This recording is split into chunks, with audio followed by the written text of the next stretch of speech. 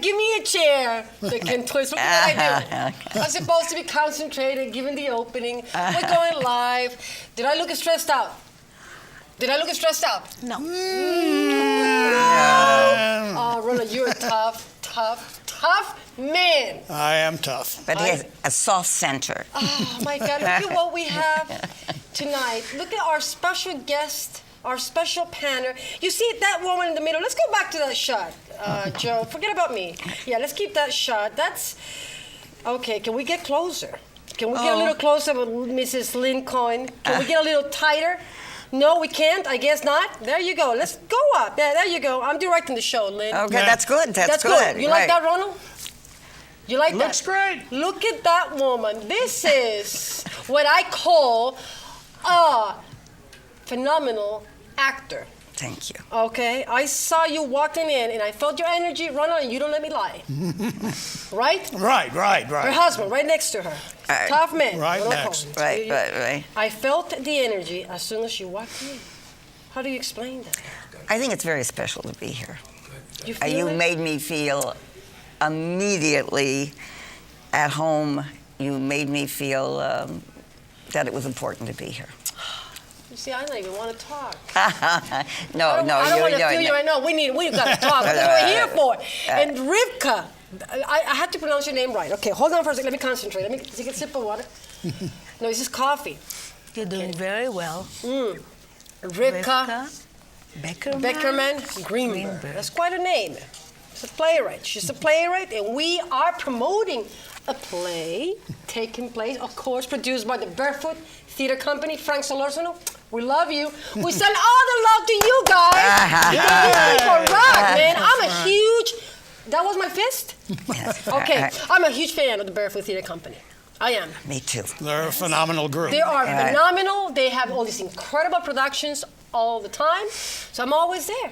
So tonight, before we talk about business, I got to talk about my sponsors. Number one, I have to send all my love to all my friends that are watching us in Costa Rica, in Argentina, in France, England. Maria, I love you, baby, with all my heart. And Darren, they're watching us. So I'm sending the love to you guys. And I'm sending the love to who else? New Zealand, my God, George Santana. Chris, you gotta kill me. George Santana, one of our special producers. He's in New Zealand doing the Showtime Spartacus, right? As far as I'm concerned, he's a stunt coordinator and he's a busy man. So he's in New Zealand, we're sending the love to you. And I wanna thank my sponsors. The Micos, you like that name, right, Lynn? Yeah. You see that? Oh, cute. The Micos, the best Italian specialties. Madoni's Brother Bakery. Mrs. Caterina Lancova right here, you see that? Let me show you that twist. Okay. We're getting hot here. And what else? Oh, and Bruno Hair Salon and Style. And of course, my hair's a little straighter this time. I like to curl my hair. You too? Yes. I don't like to get it straight. No. And of course, we have Chris Kosak in the house, the voice that sells. We love you. Thank you for being with us. Okay, Chris, now it's about the show, it's about the play that I read twice. About these three women, three generations coming together. Yes. Okay. Yes. Who wants to talk first? Who wants to jump in? Can I just say something and then I'll let You don't have to ask, Lynn. No. Say a lot. You can say Well, whatever what you want. just said, I think it's at the very heart of the play, and it makes me very happy that you got it. It's about three women, and you're going to... I am very high on women. I think women are the soul of the earth.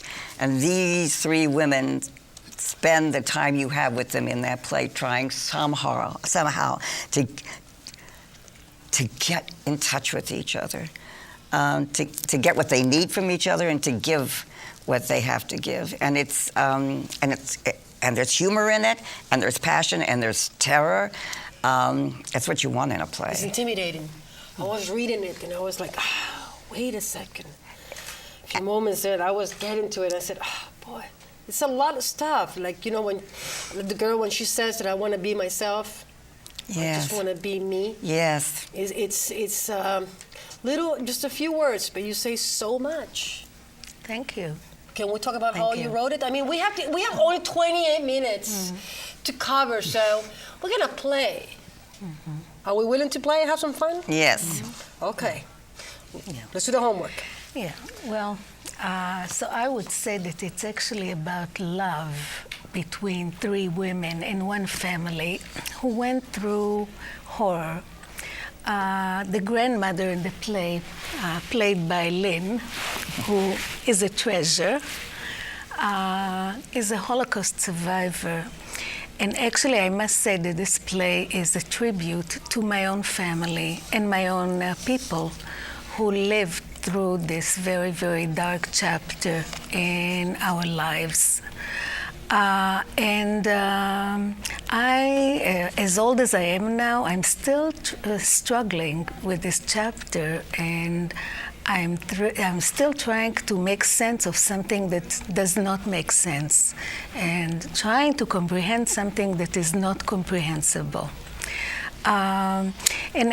So I think that the play shows what happens after atrocities of war, trauma that actually cannot possibly be understood and comprehended within one generation, but it really has to take several generations to come to terms with it. It's actually the young girl, the third generation in the play. She represents young people that I really cherish and love, and she wants to go after the truth.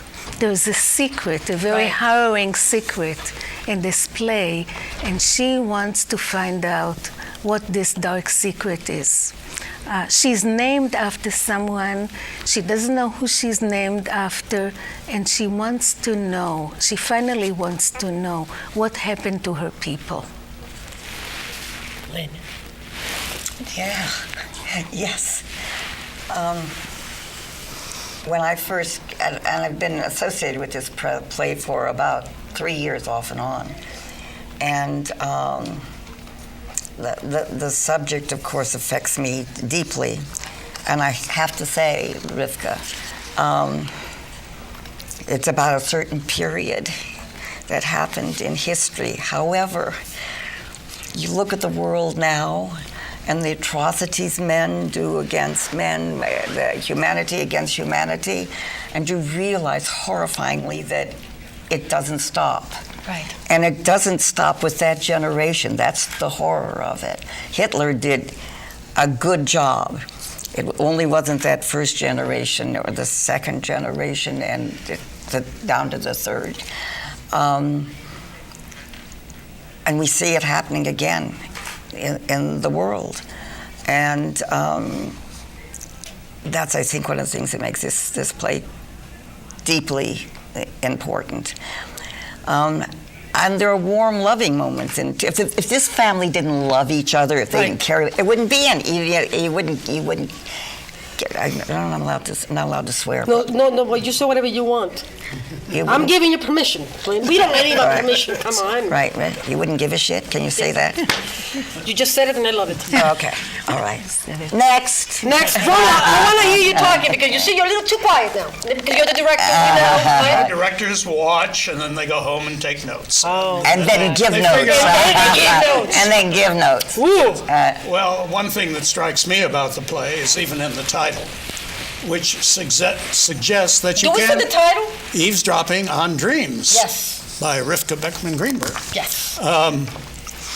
Is that you can eavesdrop on dreams, that you can pick up what's happening with another person, almost telepathically, or by listening in on their dreams, or just by DNA.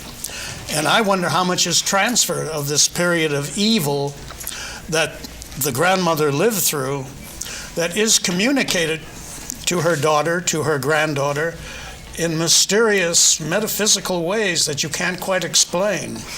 The play is ambiguous in that way, and it should be, because I don't think we can understand it exactly. I mean, not only comprehend what happened then, but how it affects the coming generations, right. How the fourth generation will react. It's like an infection almost.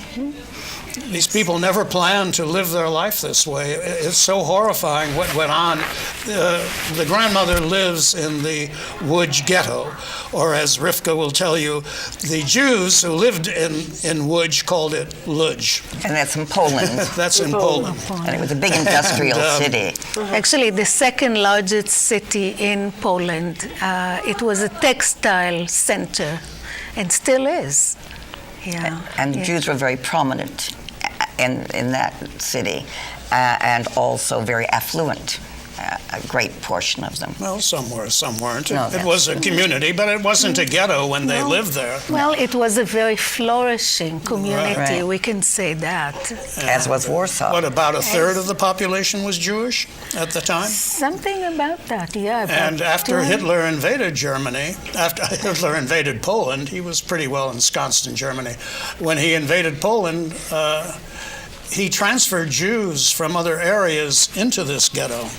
So it became totally overpopulated. The whole question of food became something you worried about every hour, getting that bowl of soup for the day. It would be rationed, but you needed money to pay for it. They would put you in jobs. The whole town was turned over to producing uniforms and different equipment for the Nazi army. So here they were supplying the clothing and other needs for these people who were destroying them. They were starving to death. The soup wasn't soup, with water, really water. They lasted longer than any of the other ghettos. They lasted 4 and a half years. Yeah. Which was amazing. in these abominable Right, and they survived. I can conditions. see the display touches you, Lynn, very deep.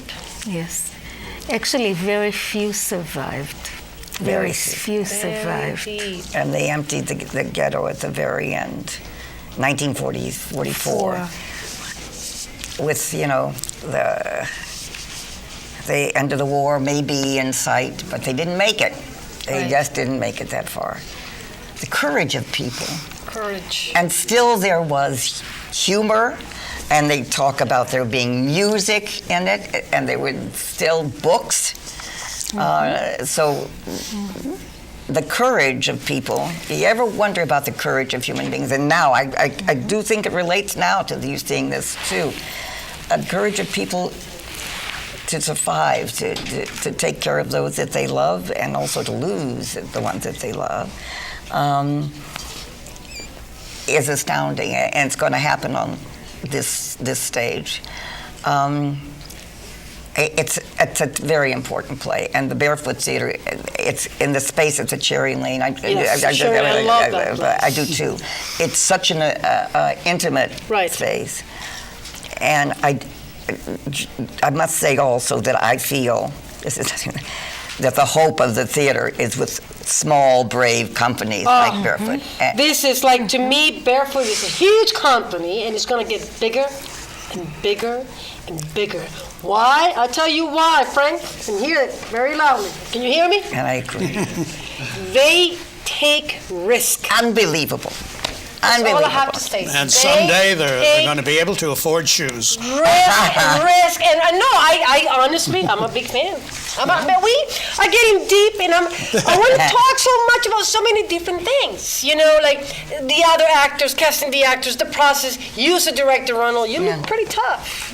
Well, Huh? you Yeah. have to be tough. What are you You going have to to be tough. do? Actors are very fluid, Crazy people. crazy people. I beg your pardon.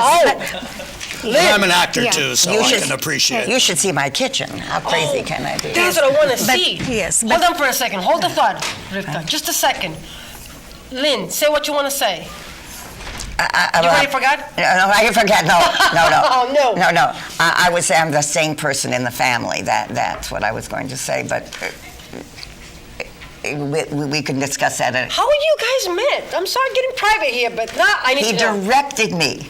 Oh. He directed me, and we still fell in love. No. I thought he was the bossiest man I ever met in my life, but also the smartest, wittiest man. Right. And I'm not. What was your thought, Ronald? I'm kind of wondering when you saw one, because this is a woman that you can't. She is. I'm not even introducing the way that I'm supposed to introduce Lynn Cohen. How do you introduce somebody like